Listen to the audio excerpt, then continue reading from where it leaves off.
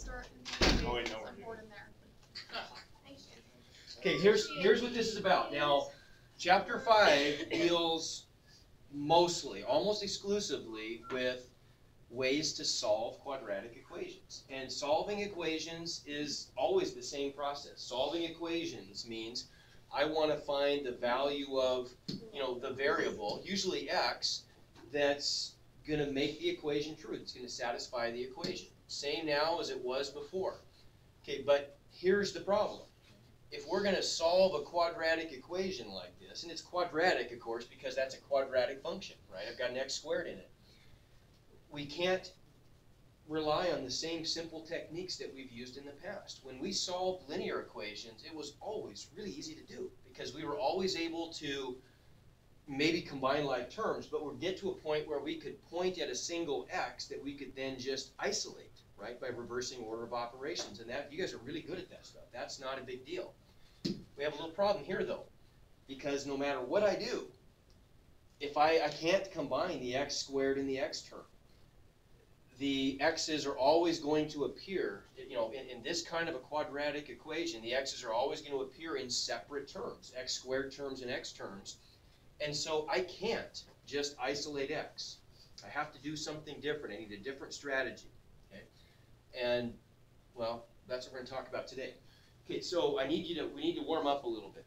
I need you to concentrate big time today, so I'm going to have you do just a little quick mental math to warm up. So I want you to do this in your head. I can give you a string of things to multiply together, and you're just going to keep going with this product. So first, take the numbers. How about 2 times 3? 6. Okay, get that answer. Let's multiply that times 4. Okay. Times 19.735. Okay. Times 1,975,473,127.371. What is it? Okay. You tell me. I'll give you the exact answer, I promise you. Right now? Well, I'm not quite done yet, but when I'm done, I'll give you the right answer. Okay, times 0 equals 0. Okay, time equals 0. Good, okay. So, moral of the story being, it doesn't matter how complicated the factors are.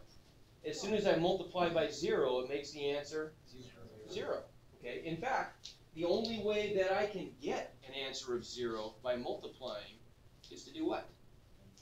Multiply by 0. There's no other way to do it. No other way.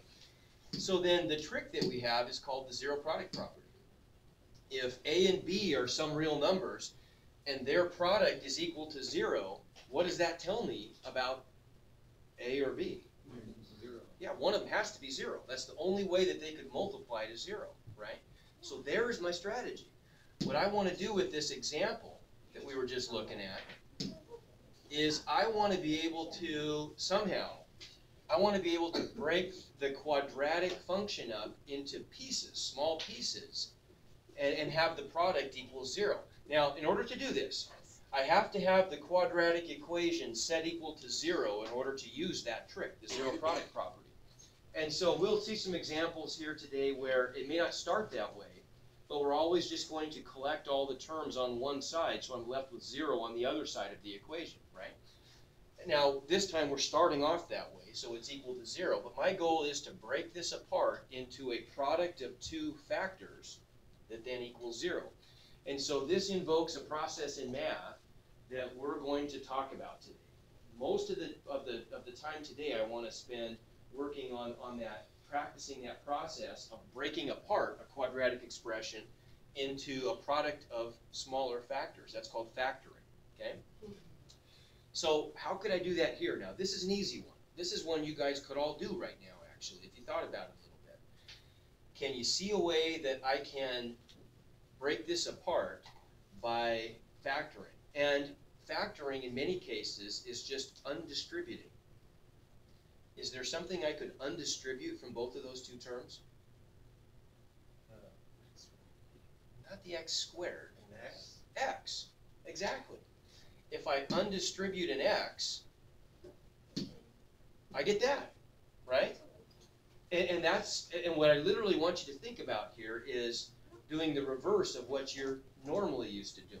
normally we would start off with this expression and we'd say, okay, simplify that. And you would all tell me that I just distribute the x, right? If I distribute the x, x times x is going to give me x squared. X times 5 is going to give me 5x, right? Okay, yeah. So now all you're doing in your mind is you're just reversing that process. Factoring is making it go backwards. If we start with what used to be the answer, can we turn that around and end up with what used to be the original question, right? Now that's not hard to do. One thing that helps is if we remember that factoring, and this is what this is called, is factoring out a greatest common factor. Okay, that's what the greatest common factor is, the biggest thing that I can undistribute from all the terms in the quadratic expression. Okay? The greatest, factoring out the greatest common factor, or undistributing the greatest common factor, just means I'm asking the question, what's the biggest thing that divides into both of those two terms? In this case, the numbers are 1 and 5, so I can't factor out a number in this case, but I can factor out an x, because x squared divided by x is just x. X divided by x is 1, right? So I can undistribute or divide an x away from each of those two terms. And let me just show you that. I want to remind you how that works, right? If I have x squared divided by x, you know, what is that equal to? X, right? Okay. Does that make sense? And there is a little exponent rule that we'll talk more about later in the year. That x is really x to the 1. And the exponent rule just says if I divide x to some power by x to some other power, then I just subtract the exponents. I get x to the 2 minus 1 is x to the 1. We'll talk a lot more about that later. But you don't even need to probably go there. You can just, you know that x squared divided by x has to be x, because we're really just asking the question, x times what is x squared? Times x, right? So what is 5x divided by x? Well, that's just 5, right? Because the x's cancel. Make sense? Another way to think about this is if I divide x squared by x, I'm just canceling one of the x's on the top and one of the x's on the bottom, leaving me with x. Okay? But factoring just means I'm just dividing out the biggest thing that I can from both of the terms in this case. Now, once I get it factored, it's easy, right? Because now, look, I've got a product of two small things that equals 0, right? And so all I have to do is ask the question, well, I mean, what would those things have to be to make the answer 0? Either x has to be 0, right? Or the other factor, x plus 5, has to equal 0. And so I'm just going to look at both cases, and those are going to give me my solutions. So one solution is x equals 0. The other solution is what we get when we solve this little equation, x plus 5 equals 0. Well, what's the answer? What value of x? If I solve for x in the second equation, what am I going to get? What do I have to do to get the x by itself? Yeah, I just subtract 5 from both sides, right? So I just get either x is 0 or x is negative 5. Those are my solutions, okay? Now, a lot of times you don't even have to write that out. Once you get to this step right here, once you get to this step, all you have to do is just a little mental math. Just ask yourself, what are the x values that are going to make those factors 0? Well, x equals 0, duh, that's an easy one. What value of x would I have to plug into the second factor to make that equal 0? Negative 5, right? We can just do that in our head. That's not a big deal. So those are our solutions, okay? Now, this gets a little bit tougher. I wouldn't say it's tougher, but it's new. And you've done this before, and so this is probably a little familiar. But when we get a problem like this, it's a little harder because now I can't use that same strategy, can I? Is there a greatest common factor that I can undistribute on the left side of this equation? There's not this time, is there? I want to think about the numbers and the variables. Well, my numbers are 1, 3, and 18, right? The biggest number that goes into 1, 3, and 18 is 1.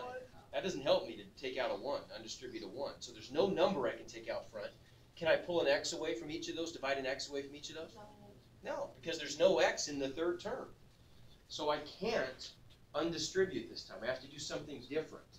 Now, the something different is what we're going to talk about today. To break these apart, there's a process we're going to practice. First, I'm just going to tell you what the answer is.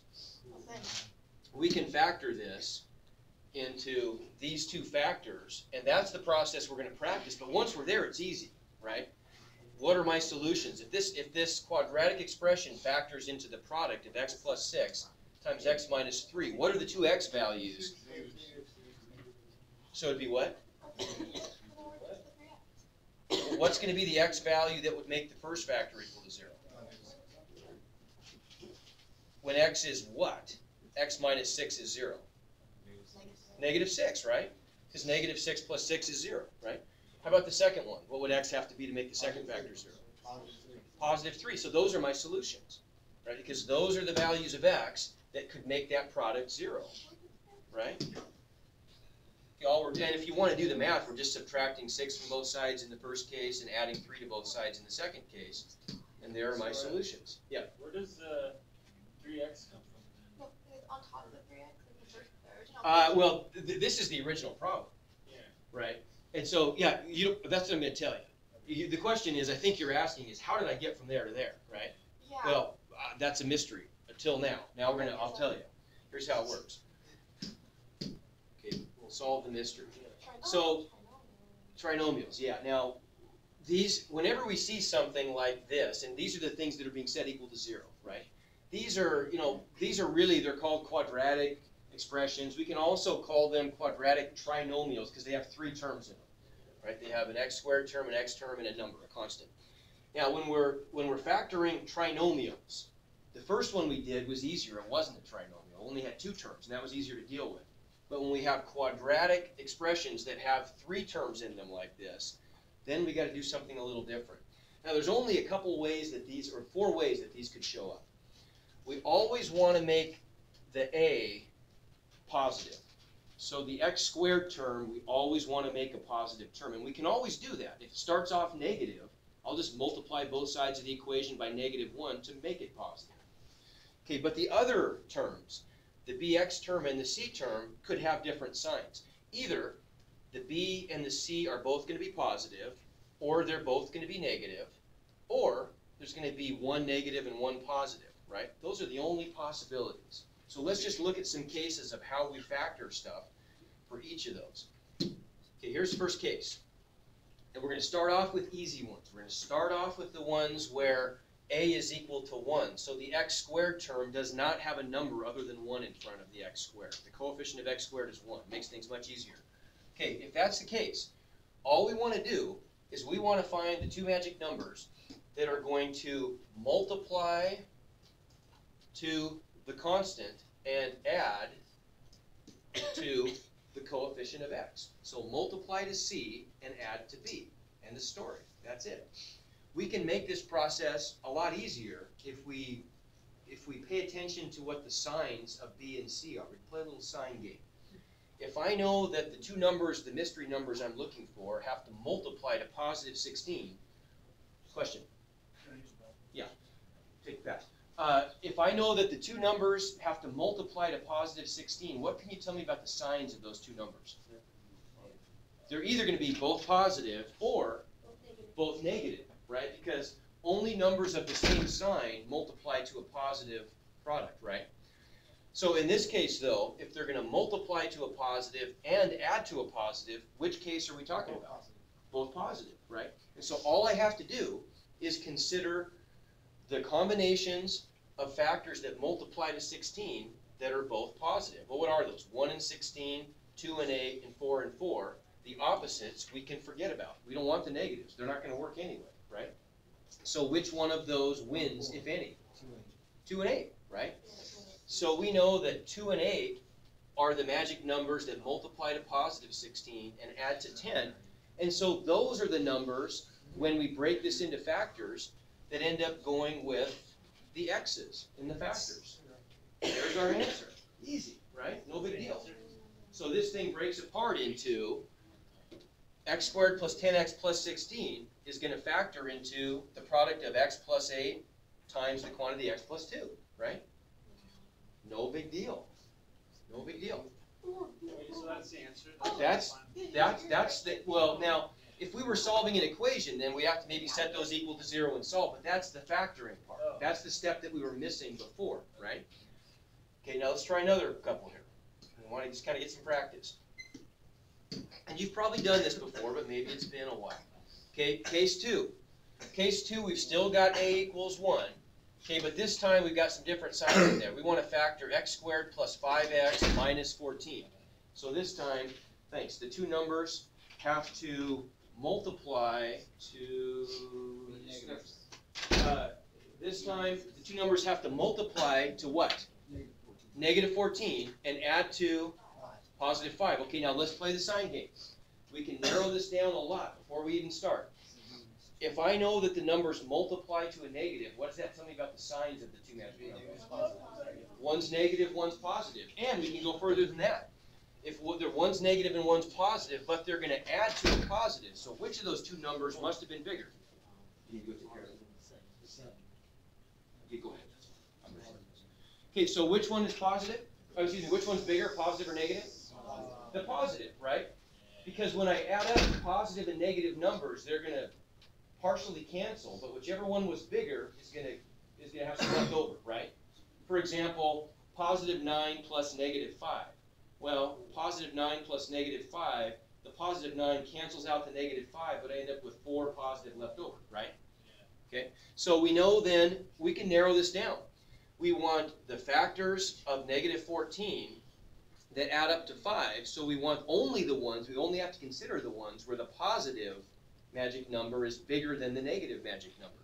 So if we look at all the possibilities, negative 1 and 14, 1 and negative 14, negative 2 and 7, 2 and negative 7, we can already cancel out a bunch of those, right? We can cancel out all of the ones where the negative number was bigger, so there's only 2 to consider, right?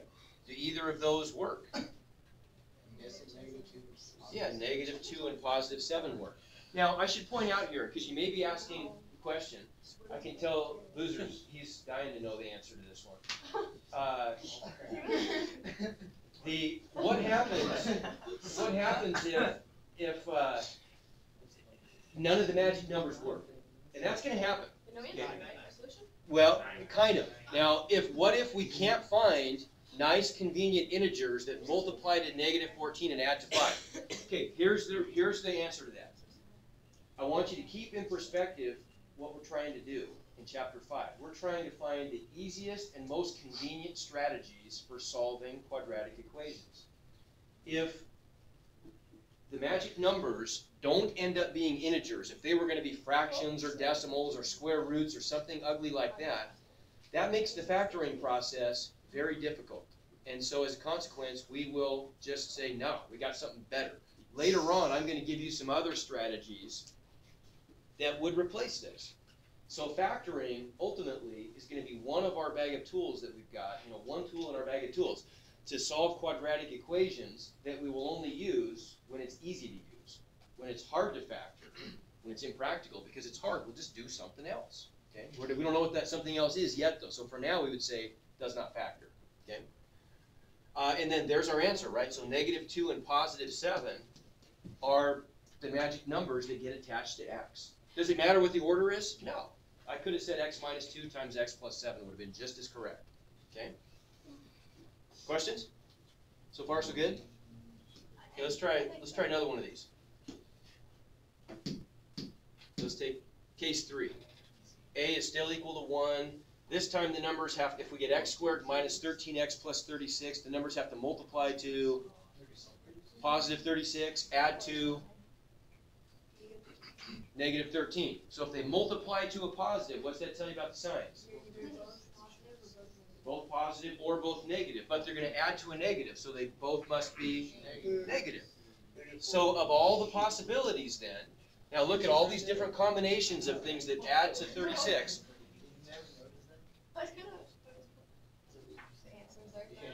Yeah, it's right there. Yeah. So now, of all the combinations that multiply to 36, we can cancel out all of the ones that are positives. We only want the ones that are both negative, right? So which one works? Well, how about that guy, right? Negative 4 and negative 9. So the solution is x minus 9, x minus 4, right? That's the factored form. What's that? Doesn't matter what order you put. No, it makes no difference. Makes no difference.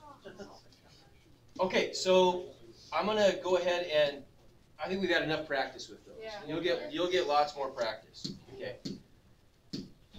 Let's get through this guy. Okay, but now what about this example? Oh my god. I thought we were good. Well, no, not quite. We're getting there. Okay, what about this one? What's wrong with this picture to start with? There's two variables in It it. doesn't equal 0. Okay, Gabe's got his hand up. What's wrong with this? There's two variables in the system.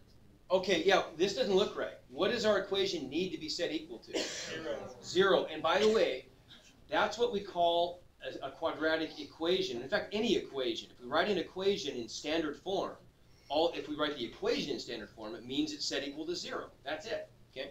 So in order to accomplish that, we're going to have to what? Subtract 3t from both sides and add 5 to both sides. Agreed? Yeah. Okay. We can add up like terms then, and we just get that, right? Okay, but now we always, when we get a quadratic equation in standard form like this, see what we did? We just subtracted 3t from both sides, added 5 to both sides. Okay? Now, we always want to ask ourselves, can we undistribute anything? Because that always makes life easier. Is there something I can factor out, divide out of each of those terms? Yeah, 2.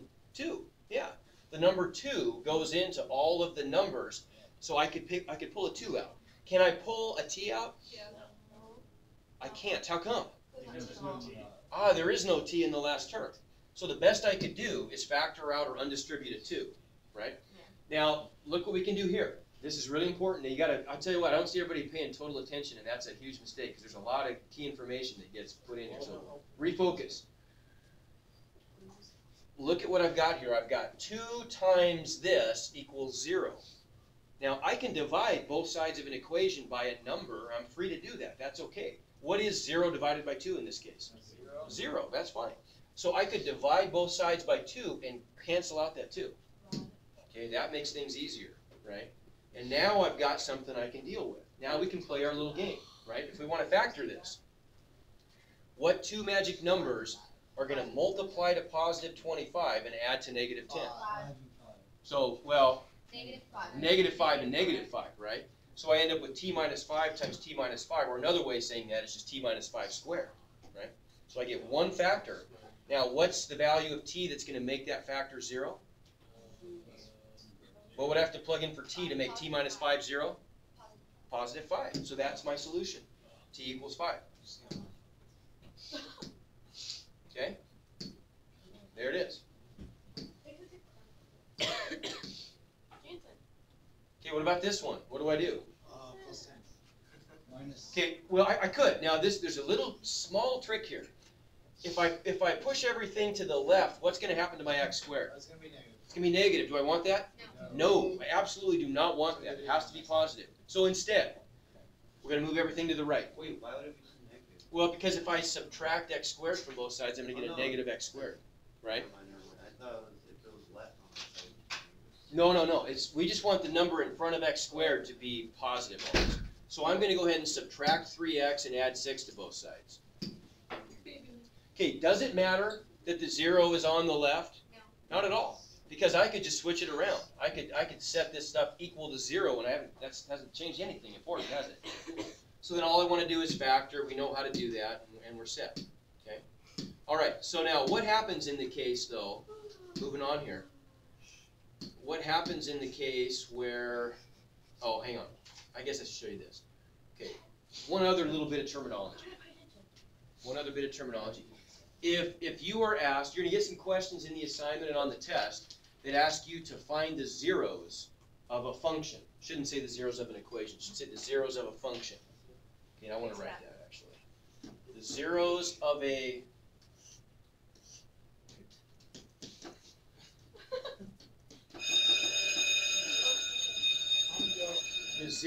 function. All that's asking us to do is to set the function equal to 0 and solve, right?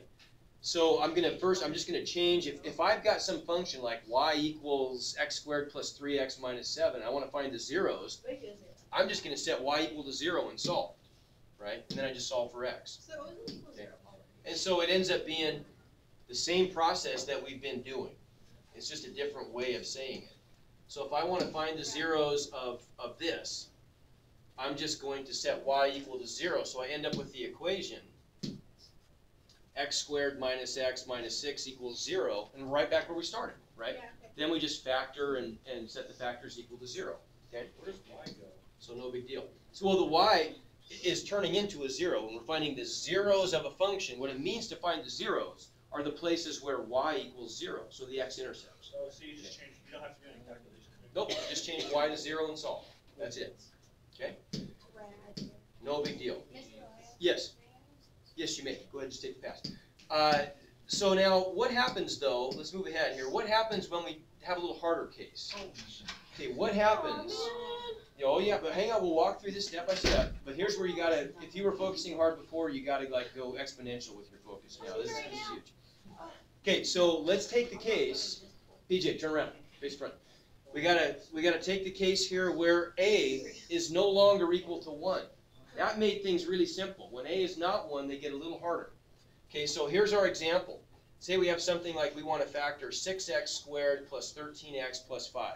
Here's the trick. If you can remember this statement, this really helps. When a is not equal to 1, we're just going to do a times c, then split b. That's our strategy. I don't get Well, you don't yet, because I haven't showed you, but you will.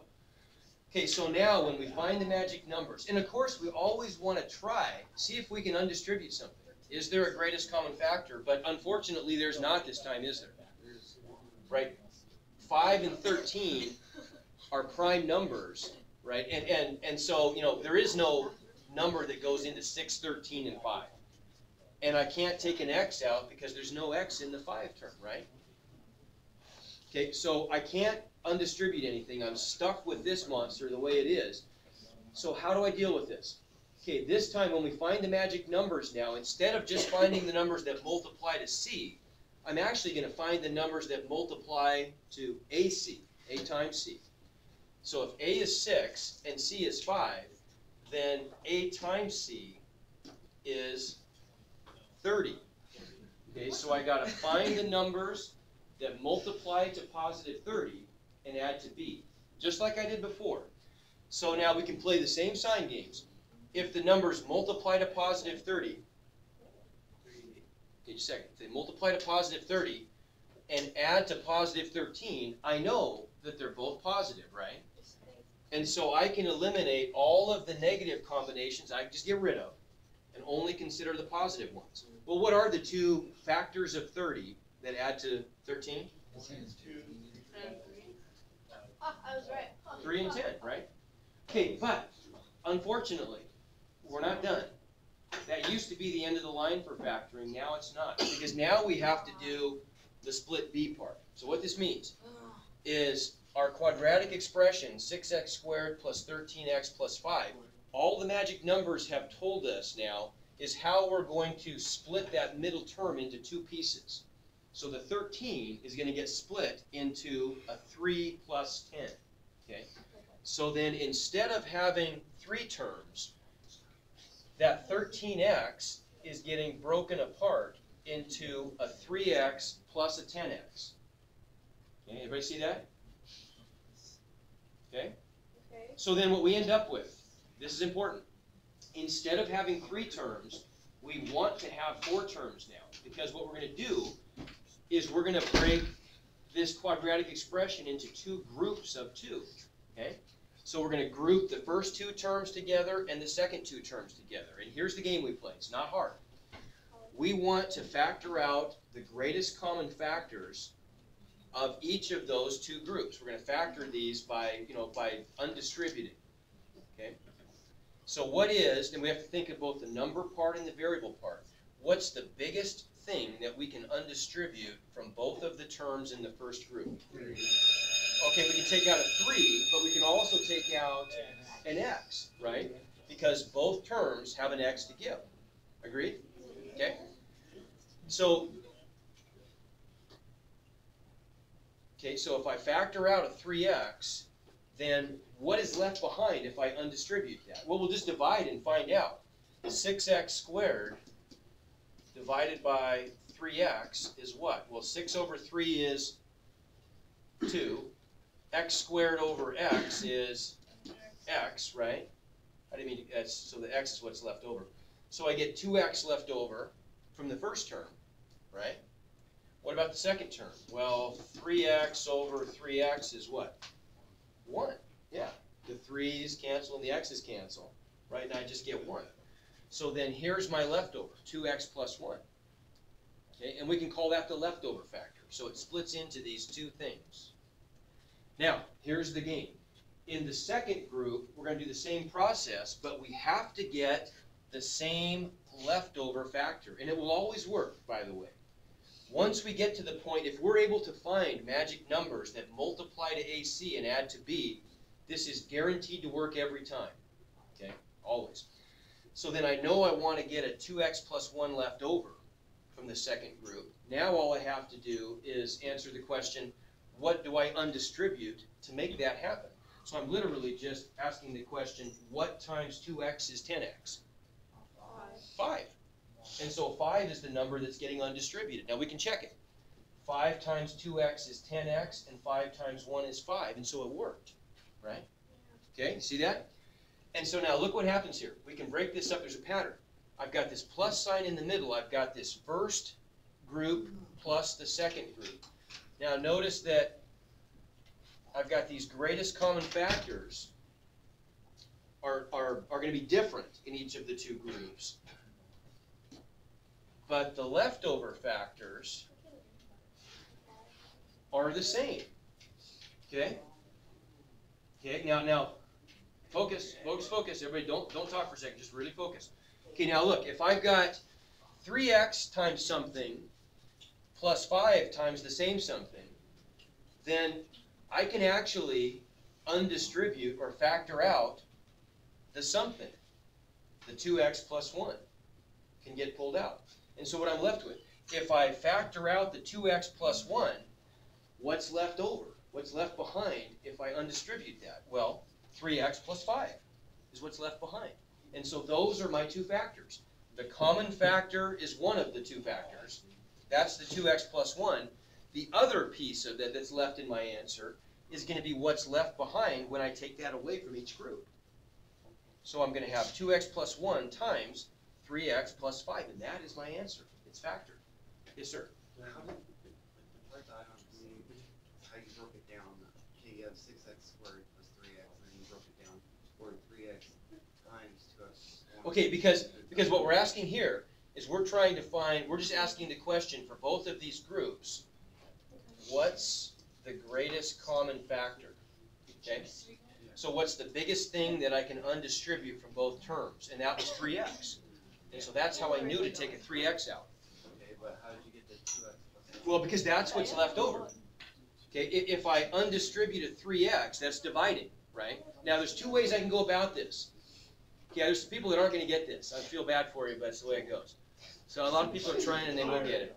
If you're not trying, you're not going to get it. I see that's happening, but that's all right. That's your problem.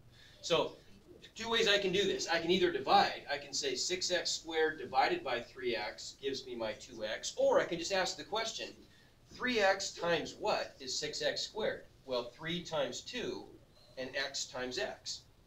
See what I'm saying? That's how I get these pieces. Okay? Did you just add a plus 1 in there? Well, no, that's because there's a 3x there, right? When I factor out a 3x, then I'm saying 3x times what is 3x? Oh. 1. Okay?